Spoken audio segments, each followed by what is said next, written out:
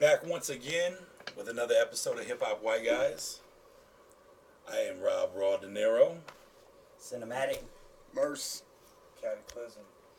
Today we're talking about your top 5 favorite all-around hip-hop artists of all time. Your favorite, our favorite. So, Who's going first? I'll start it off. Top 5, in my opinion, which is hard to do. And also, before we start anything, I want to let everybody know that we kind of had to honorably mention and exclude some people just for a limited catalog. Big Pun is my favorite MC of all time, but considering that he only had one album that was really out before he left, I'm leaving him off the list. So, with that being said, I started off with G-Rap. Of course, I think Nas said it best whenever he said, and it's not an exact quote, but G-Rap literally changed the game from what it was. He took it to the level where nobody had taken it before. I mean, you agree? Yeah. Well, the quote was that he was like a chainsaw fight. Right. It's a lyrical style. You got anything to say about G-Rap? Is he in your top 5? It's not in my top 5. Is he in your top 5? He's definitely my top 5. When I do my top 5, it's in no certain order, but G-Rap is definitely number 1. Word. All right. Number 2, Rakim and Nas. I mean, what else can you say about the man? He pioneered so much. I know it's one of Rob's favorites. I'll let Rob speak on Rob a little bit. Rakim completely changed the game. At that time, hip-hop was sort of fast-paced. He came out with the slow flow. One of the first artists to really incorporate the 5% wisdom within his lyrics. You can hear his jazz influence in his voice. Changed the game a lot. They were sampling James Brown. A lot of soul was brought through with what Rakim was doing. Right. I don't know. I know Todd likes... Was he not? He was also one of the first rappers to rap instead of just the end rhyme word. He was constantly throwing rhymes in the middle. He was doing internal rhyme words, yeah. Yes. One of the first. One of the first to do internal rhyme words. So, Rakim and Nas, undisputed. Number 3 on my list, like Rob said, in no certain order, is Nas. From Illmatic to the present date, the man's still relevant. CD just came out, Life is Good. We're going to review it in a later video. We all love the album. We all love Nas. To me, that's one of the undisputed. You could say that he had slow points and things like that, but to me, consistently, he's always came through. Made it through. You want to speak on Nas? Nah, but he's on my list, so. Yeah. On my list, definitely. So, one of the greatest. Eminem. You gotta say anything? What the fuck are you gonna say? Eminem. Really, there's nobody. There's people that are up to par with him, I believe. But who puts words together like that, dude? Since he very first came out, from Infinite. He's not really had too many ups and downs. When the whole Proof thing happened, he left the game for a minute, but I feel like he got right back to, like, where he is now. He got right back to where he had to be. Cadence. His cadence is like one of the things that really shines through for me. His cadence is bananas. I don't think anyone can match his cadence. And I feel like his cadence has got doper. Right. As he progressed, his cadence just got even doper. He's genuinely somebody that progressed over time. Number 5. I gotta say, before I say this, since Pun is not on my list, I put him on there because I do respect him as an MC. I'm not the biggest fan as of late, but Jay-Z, I feel like, he opened up a lot of lanes. He did his thing. Like I said, as of late, I don't really know which direction he's going in. He was like the vice president at Def Jam, or you know what I'm saying, president of Def Jam, and then him and Beyonce, he's like hip hop's couple, and he's doing the Kanye thing, But I'm going off Reasonable Doubt. I'm going off The Blueprint. I'm going off the Black album was dope to me. You know what I mean? Jay-Z's a rhymer at heart. You know what I'm saying? When he wants to kill it, Jay can kill it. There's things about Jay-Z that I don't particularly like, but this is one of my favorite rappers. And he was when I was younger, when I was coming up. I love Jay. So I'll give the man his due. And that's my top 5. And he's a hustler. He started a fucking empire. It might not be together no more, but you know, shit happens. The man did his thing. Well, now he runs the empire. So. Now you love. Yeah. Everybody loves him. You have to It's easy to love him. You come from the streets. You come from that environment. You're gonna morph to that music more. You know? Right. And especially coming from, whether you're from the East Coast or the West Coast or the Midwest, it's all about.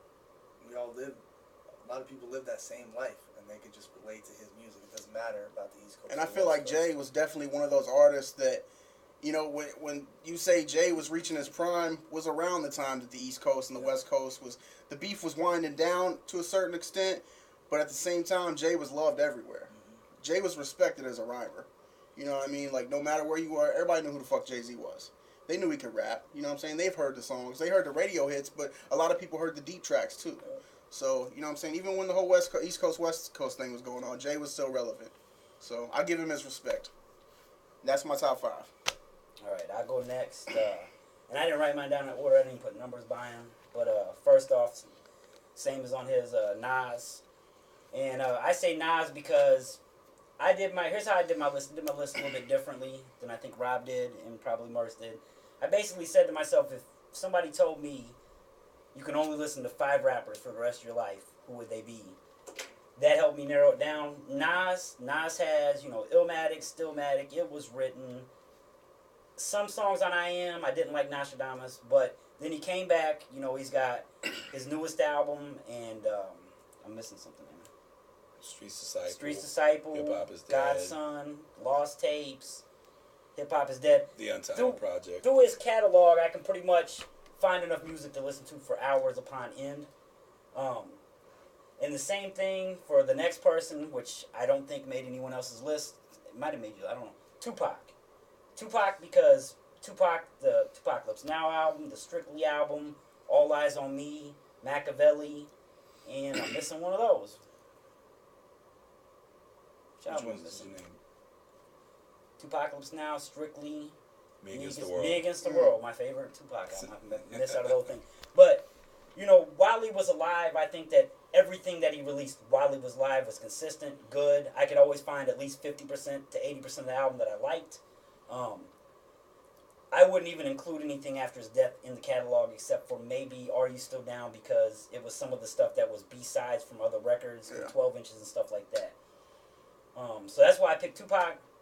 Eminem, I've never listened to an Eminem album and not liked it. I mean, Infinite, Slim Shady, Marshall Mathers, Eminem Show. Encore at first, I was like a lot of people, like, oh, Eminem fell off. But if you listen to Encore a couple times, you'll get it. I think that, you can't just do the same album over and over and over, and that's just the way of him showing another side of his personality, getting a little crazy. I felt like that with Relapse. I mean, I know a lot of people did. I believe, in my opinion, that M killed Relapse. I just don't think it was really the M that he wanted to portray. Not the entire CD. He wanted to come back and get on that crazy shit for Proof and really take it back to how he had it. But I believe that, once he put out Relapse, he said himself, you know what I'm saying, he wasn't digging the album. And he was man enough to say that, that he was wrong in putting that album out so quick. And I think he definitely came right back with Recovery. I thought that shit was dope. I thought he redeemed himself. And like I said, in my top 5, I love him.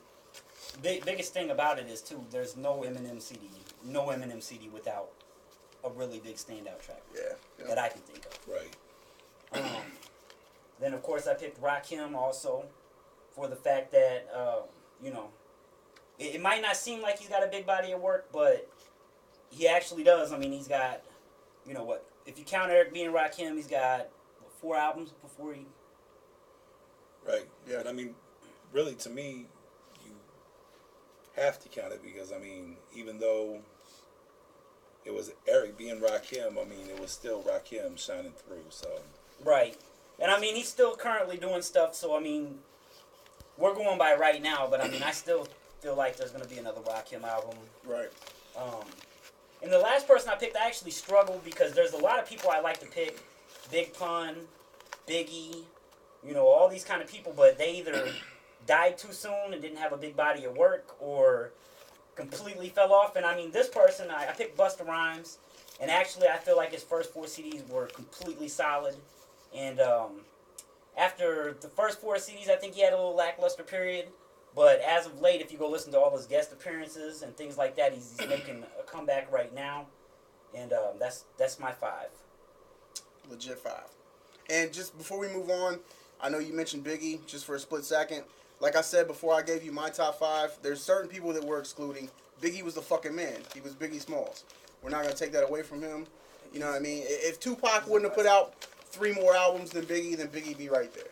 You know what I mean? So we love Biggie. He's the fucking man. He's one of the greatest. But, you know what I'm saying? He didn't have a big enough catalog. Go ahead. You want to wrap it up, or you want to have B go? B can go. I'll go. My first one, no particular order. I'd say Biggie. I have to disagree. I believe for the influential, I mean, we could say Pac, all Big L, man, like these men. Big L's another one. They made, you know, if they died, you know, and everybody says, oh, the reason why they're still famous now is because they died. They died. No. Those mixtapes that Biggie puts out, that 10 Crack Commandments song is one of the best 1 minute and 30-second songs you will ever hear in your life. And you could listen to that on repeat play. I just think Biggie's my top of all time. Second one, Eminem, you can't say nothing, I think, about Eminem in the wrong way, with him being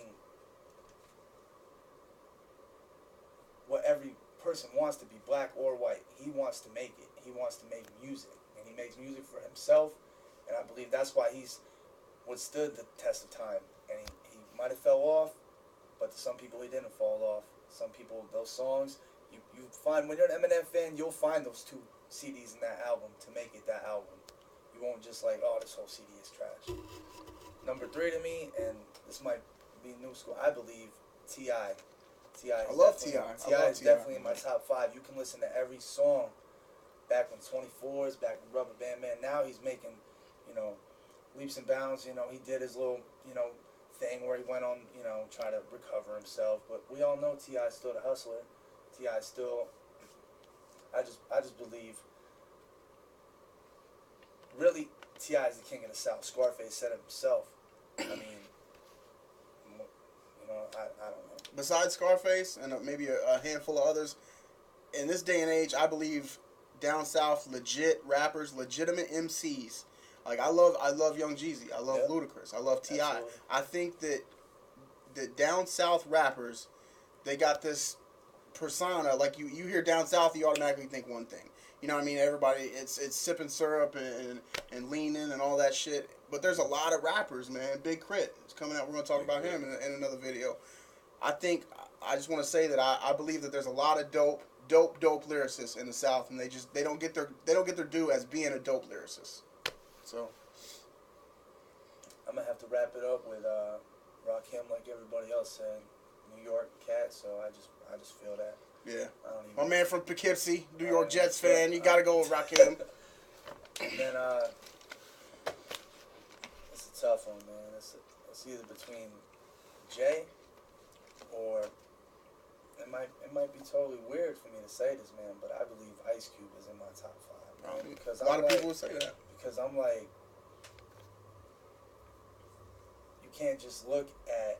I mean, look what this man's doing now, man. Like, he made that song with Lil Jon, what 5 years ago, 6 years ago, and West Side Connection is still one of the greatest groups, not of all time, but one of the greatest groups.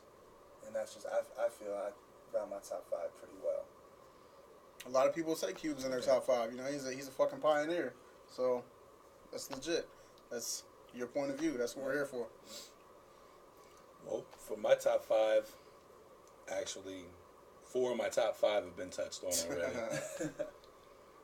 Just real quick, I why just do want you to start out, Cool G Rap, to me, I go back to when I first heard G Rap from the Minute Work. It's a demo days, the 12 inches. G Rap really took that compound syllable, the multi-rhyming, took it to that next level. I mean, like, Mercer brought up the Nas quote about G Rap. You know, Rakim was scientific. Big Daddy Kane was a gymnast with his lyrics. He got acrobatic with it. G-Rap was like a bloody chainsaw fight. I mean, really, at a time when a lot of people was doing gangster music, he made it mafioso type rap. He took it to another level. Live and Let Die was a great album. Wanted Dead or Alive. Road to the Riches. And even 4, 5, 6, Giacana Story. He's always consistent to me, and he's always held it down. Nas. What can I say? From Illmatic. But see, I think that's the thing where people look at Nas from the first 2 albums. When your first 2 albums are pretty much setting the bar so high. When you're walking on water on the Source after your first album Right. comes out, you're 17. It's hard to live up to that. But to me, Nas has always held it down lyrically, and I mean, real introspective. He really looks inside, takes a different view. He's so visual with what he said. He paints a picture like you can almost smell the streets of New York, and I've never even been there.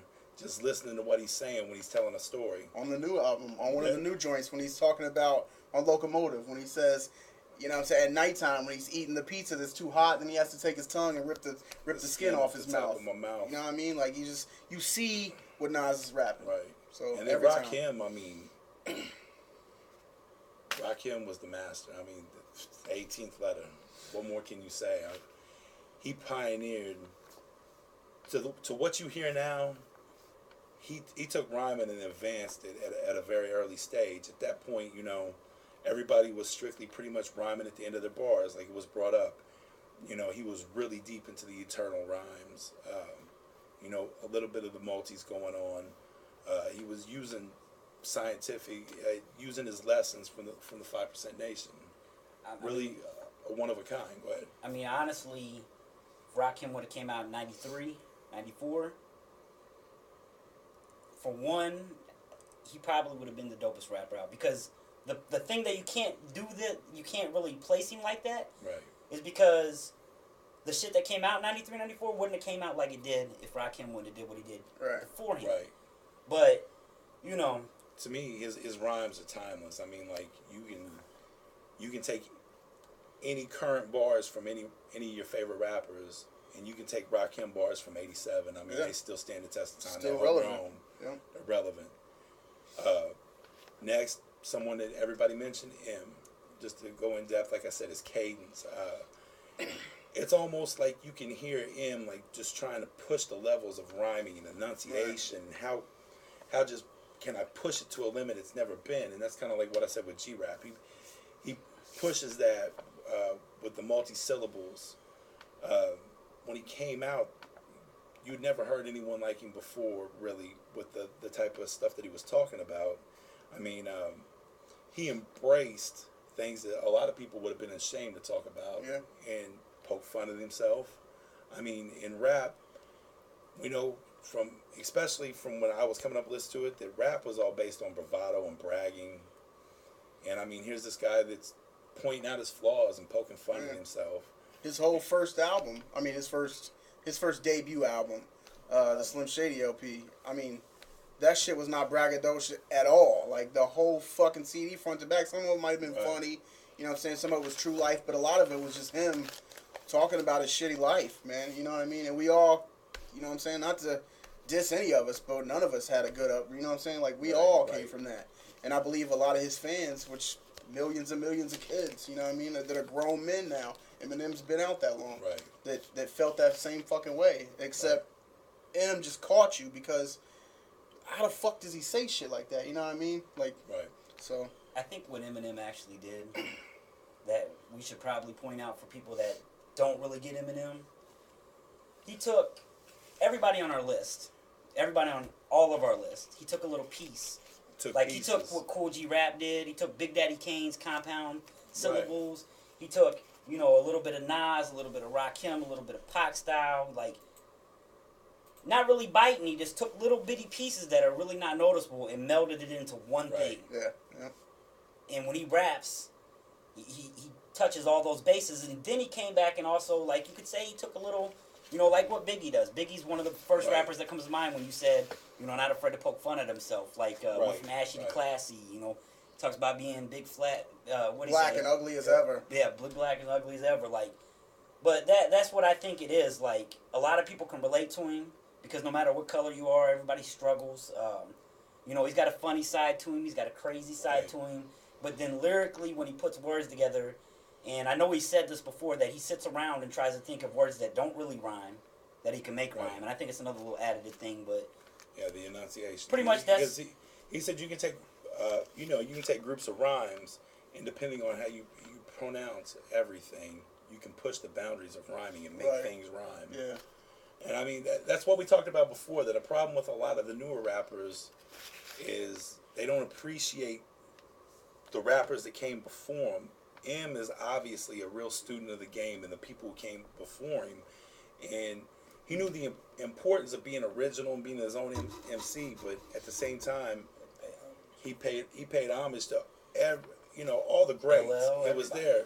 I mean, even with the Slim Shady character, you can almost pay tribute to like the multiple personalities you hear from Slick Rick. So I was gonna say Slick Rick. Redman doing Redman Reggie Noble, you know. Right. And not to go on too far about him, the one person that I have on my list that no one else had, which this was really hard. For me, I was thinking, man, I really need 10 spots because there's a lot of people. Oh, man, I need 30 spots. And I actually left him off my list because I knew he was putting you on there for one reason, but... Is Ghostface Killer. Nice. Ghostface Killer, I think, you know, I'm a huge Wu fan, number one. But to me, like, consistently through Wu album, Cuban Links, to Iron Man, to when he hit with Supreme Clientele, and he more or less, at the time when he came out with Supreme Clientele, a lot of people were saying that the Wu was finished. Right. He almost single-handedly just, like, put the Wu back in national attention in the mind of hip-hop fans. Ghost is always so colorful, you know. Ghost doesn't just say, hey, I'm going to write this rhyme and I'm going to spell it all out for you. Ghost him and Ray had that slang, They too. got this slang, you know, the slang they came up with. And really, I mean, all of it does make sense. It might take a while. You might need someone to sit down and decipher some of it for you. Because, I mean, I know he gets wild, but, I mean, Ghost is almost like, to the things that I liked about Biggie, I liked about Pun. Like, Ghost can come off and do, like, an R&B record. He can do a hardcore record. He can do, you know, some shit that you hear in the club. To me, Ghost has a lot of sides to him. He can hit, like, everything. He can do a hardcore, grimy record and do all those things with the best of them.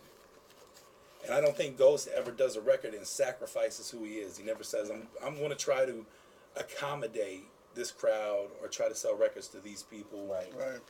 You know, Ghost is Ghost. Tony Starks. And I love that about Ghost because some you know what I'm saying, Ghost, when he came out on 36 Chambers, he was the Ghostface Killer. Like, the dude was grimy. Now you know what I mean? Now you don't. He was grimy. But then, you know what I'm saying, as things progressed with Wu and with Ghost himself, he had that braggadocious flow to him, which was so dope because he was fly now. You know what I'm saying? He wasn't... But then he would come every now and then bucking roaches out the cereal box. Yeah. He does that emotional shit that'll get to you, too. Because, I mean, like, all of us can relate to a lot of the shit he's talking about, like that song right there.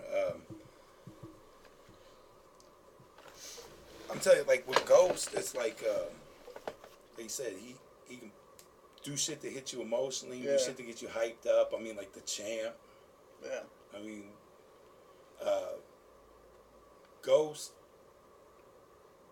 I don't know what else to say, but he's Ghostface Killer. I mean, he's the type of dude that you hear one song and it makes you want to find like a nice jazzy beat and just write a real emotional song. And then he'll do another song that makes you want to go buy a dope Champion fleece hoodie with a pair of Wallabies. Right. You know what I mean? Like, that's the type of dude he is. Thing. Like the Wallaby Champ. I mean, he's the Wallaby Champ. Which, I mean, I remember seeing them shoes when I was a kid. Like, like older cats wearing them when I was a kid. You know, Right. I mean, they kind of fell off, and then here comes Ghost All right. popping off in '95, talking about bringing the Wallabies back and dyeing them blue and cream. Like you don't know what you're gonna you don't know what you're gonna get with Ghost.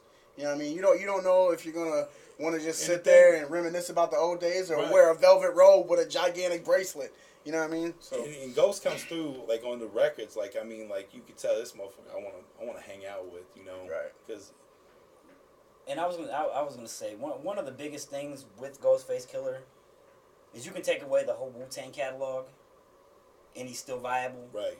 But also the fact that, unfortunately Wu-Tang kind of fell out of the limelight, and he is actually, to me, unexpectedly, has single-handedly kept them afloat. Yeah. For a while now. I mean, you gotta think about it. Like, if you would have said who in Wu-Tang's gonna keep the boat going, you wouldn't have thought Ghostface. You right would have thought off the bat. Method Man. You would have thought Method Man, or maybe Raekwon, because after Cuban Links came out and everybody, which I kind of slept on now, but everybody, thought that much about that album. But then, Iron Man was a good album. You probably say it doesn't compare to Cuban Links, but then when you start, I'm not gonna say it's not gonna compare to Cuban Links. Iron Man's damn near a classic too. right? But what I'm saying is like Iron Man came out and it was dope. It wasn't like groundbreaking But for it was Wu-Tang. just But then Supreme Clientele came out and basically was like, holy shit. People were forgetting about Wu-Tang, and he came out like, motherfucker, we ain't. I mean, like, and if everybody remembers, it was right after that Biggie and Pac died. He got arrested. He had the bulletproof vest in his car. He went to jail. He was off of people's minds, and when he came back with Supreme Clientele, Apollo Kids, Saturday Night, all them joints he was putting out off of that, I mean, like, he just came out and just smashed people in the head. Pay attention. Right. Wu's back. Wu's on the map. And he's continued to do it. I mean, I personally didn't like Bulletproof Wallets, but, Fist Scales, the newer stuff he's doing, like, everything's been consistent. Fish Scales, Big Doe Rehab. Yeah. Which all those joints have nice songs on it. And I mean, like, even Cuban Links too. I mean, he co-starred on Cuban Links too when they brought it back. As time goes on and more albums come out, it's hard to compare a Big Doe Rehab with Supreme Clientele. Right. That's like comparing what came out last week from Nas with Illmatic. You know what I'm saying? It's just hard to do. And I know a lot of people don't really like Bulletproof Wallets, but I mean, I personally like the album. I see the direction he was taking. It was a little weird. He was taking a little bit different direction than he did on Supreme Clientele. I think that's why people didn't like it, because they felt like they wanted to hear Supreme Clientele again. And I think Ghost was moving on. He was growing as an artist. And I think that if you listen, he did Supreme Clientele. And then he came back with Bulletproof Wallets. But I think Bulletproof Wallets was like that growing period that allowed him to make Pretty Tony, which I think was a fucking phenomenal album. Oh, yeah. He had a lot of growth. I mean, because, then he comes back and you see a song like Tush, which, before he did that song with Missy, would you even, if someone would have said Ghost getting ready to do a single with Missy, right? Yeah. And he put his own style on it, and right. it could have blew up if it was promoted right. It could have blew up. And that's what gets me about Ghost. Like when I'm listening, like almost every song, Ghost got that line that just make you crack a smile, like some shit you can relate to, like the Tush song when he's talking about Charlie Horse and. I think honestly, like someone like Ghostface actually holds a special place in especially people like us, because he's not only a dope, artist and stuff like that, but he's a rapper's rapper. Yeah.